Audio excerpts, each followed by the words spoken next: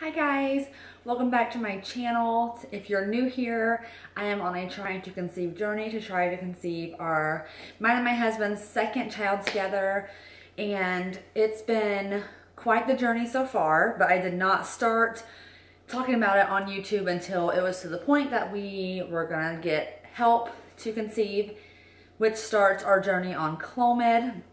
I finished my first round of Clomid this month, and in my last video I updated you guys so saying that, sorry guys, I don't really feel that good today, and I'm going to get into that a little bit later, but when I last updated you guys, I had taken the Clomid and I had no side effects while I was taking it, and boy has that changed.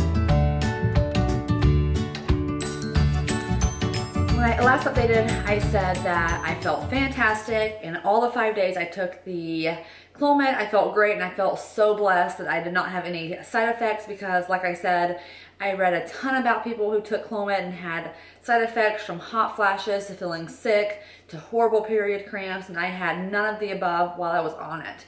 My symptoms started the day after I uploaded the video about me not having any side effects, so I think I spoke a little bit too soon. My symptoms started about 2 to 3 days after I finished the last pill of Clomid. I want to say I take my Clomid cycle day 3 through 7, and about cycle day 9 or 10, I started to get the period cramping, and I thought, okay, something's happening. It was kind of exciting, but I'm like, what's going to happen? What's it going to be like? And cycle day 10, it was pretty mild, I would say. Just felt kind of like period cramps, but cycle days 11 through 15 were horrendous. I can laugh about it now because I don't feel the pain anymore, but before Clomid, I did ovulate on my own about 80% of the time. I just had these random ovulatory months. And when I did ovulate, I would have ovulation pain, which is also called metal schmerz or something like that. And so I did have it. But the pain that I had before was doubled, tripled, quadrupled between cycle day 11 and 14 to 15. It was painful, guys. My lower back killed. My lower abdomen killed. It was so bloated and it was sore to the touch. Like if I would press down on my lower abdomen, it was very, very, very tender. And I'm like, okay, well, something must be happening in there. Like, it almost felt like everything was swollen on the inside. And I haven't really looked in to see if that's actually how Clomid works or not. I don't even know. But guys, it was so uncomfortable. But it was almost a little bit exciting because I'm like, at least I am feeling something. Something must be happening. So I was feeling good about it, even though I was in pain. I just pretty much had Tylenol on a schedule, and it was fine. It was not unbearable by any means. It was just really kind of uncomfortable. The worst days were about cycle day 12 through 14.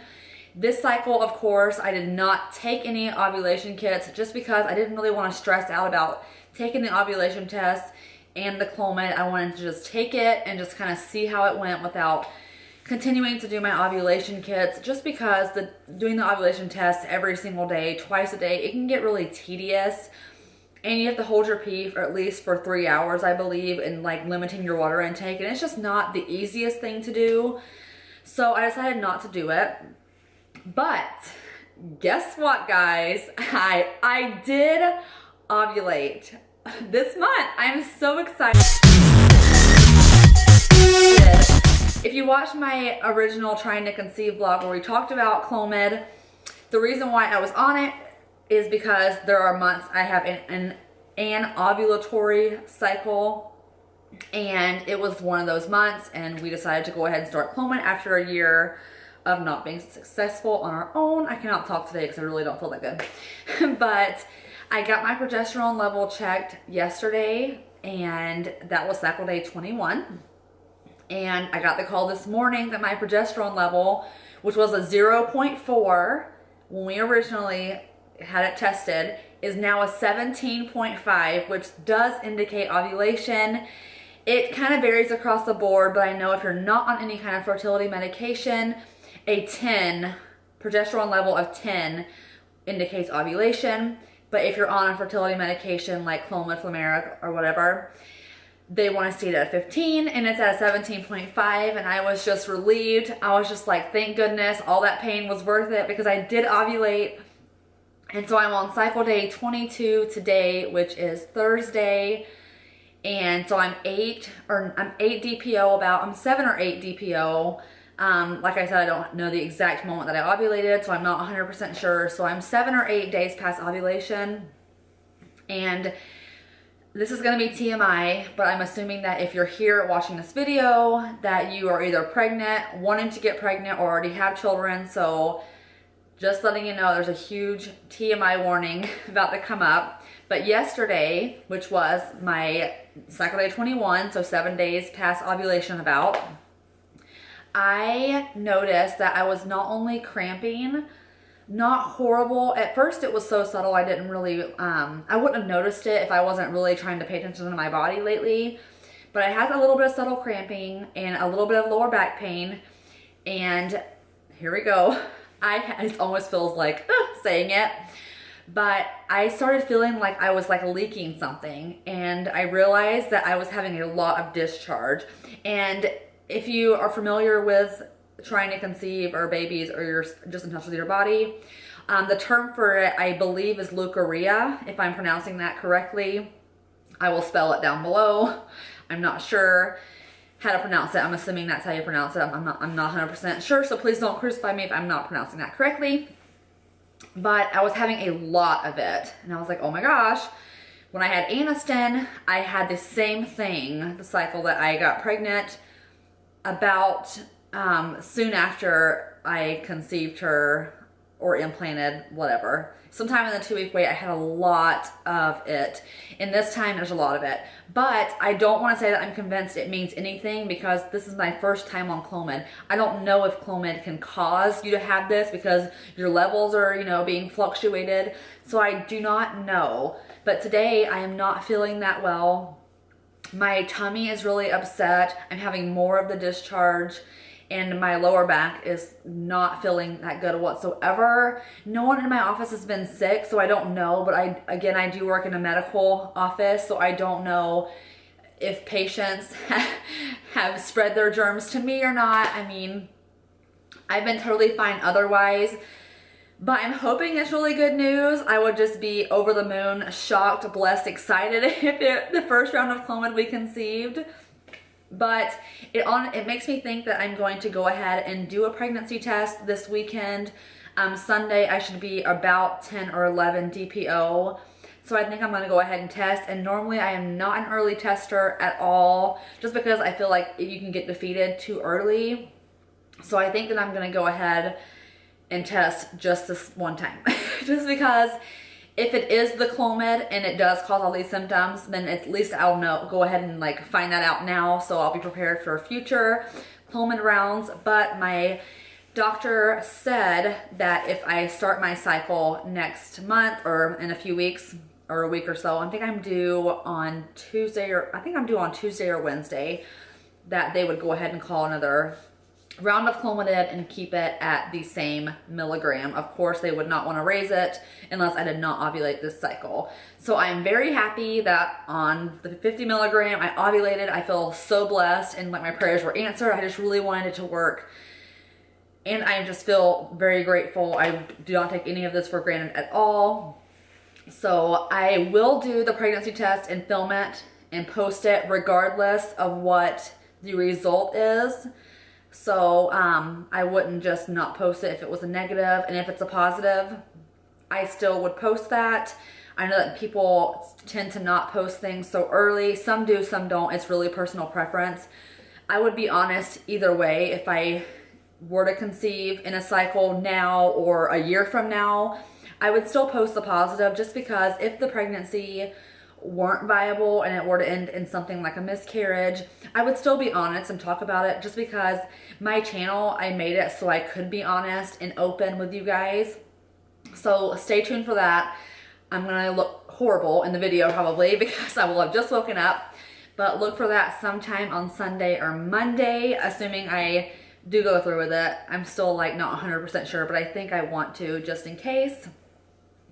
Now, moving on, originally I did not tell my husband that I ovulated. He was asking about it, and I really thought that it would be okay for me to say, no, I didn't ovulate, just because if I were to become pregnant or if I did get a positive pregnancy test, I would want him to be surprised. So originally I lied to him and told him that we did not ovulate. And I feel like it kind of got his spirits down a little bit.